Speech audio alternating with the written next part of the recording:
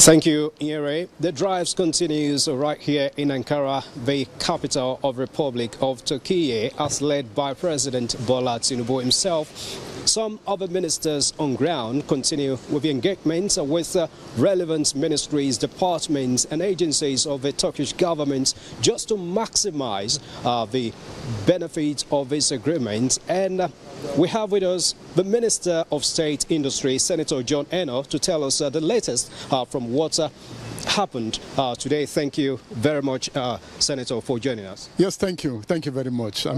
Today we had the business forum between Nigeria and the Turkish business people. Can you tell us a bit of what transpired at that event? Well, you know that, it's the hallmark of any presidential visit, like the state visit, is normally, the amount, of investments, the amount of trading that is able to attract, for country.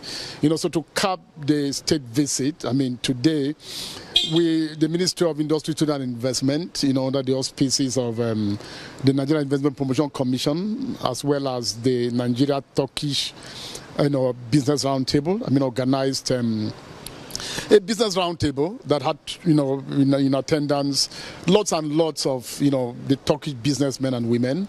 It also had in attendance some Nigerian companies as well. What are the major outcomes from that event? Well, I think that, at yesterday's high-level meeting, the commitment and the aspiration is that Nigeria, Turkish, trade volume should grow to, up to $5 billion from the present about $2.2 billion. And I think that, the outcome of today's business roundtable is that commitment by various companies, to come to Nigeria, to come to invest, to come to set up factories, to come to set up companies, and to see how they can drive trade and growth, in accordance to this aspiration. From 2 billion, aiming at $5 billion US dollars. That's, for me, very ambitious. And again, the two presidents showed their interest regarding this. And part of the agreement is setting up of a committee, joint committee on economy and trade. Tell us how that will facilitate these targets. Exactly. One of the MOUs that was signed yesterday was the MOU on, joint, between, the Economic and Trade Committee, between the two countries, So it's, and that MOU basically is to enable, this target. As far back as 1996, Nigeria had a trade, agreement, with Turkey, So what happened yesterday is to add, the component of economic cooperation, So when you have, the two countries have realized the fact that from 1990s to today, there are missing gaps, and these gaps need to be closed in.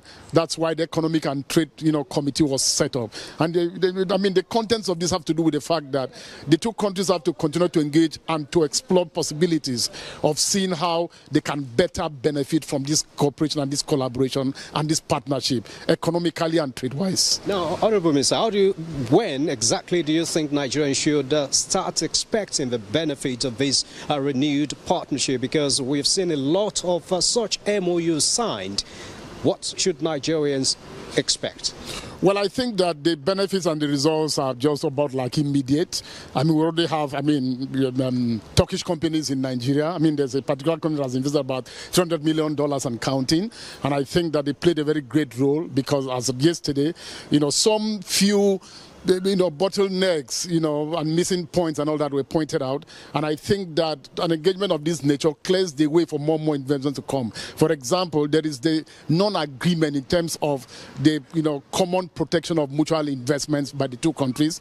There's also the issue of, double taxation that has been raised. As both of these and more gets cleared up, that is how the window and the gateway is going to be open for these immediate investments to begin to flow in. Honourable Minister, thank you so much for your time. Thank you. Right, Minister of State Industry, Senator John Eno, and that is it for now. President Bola Tinubu and his host counterpart, that's President Owan, have said they are ready to start this journey immediately, and I think the peoples of these two countries should only be expecting what comes next.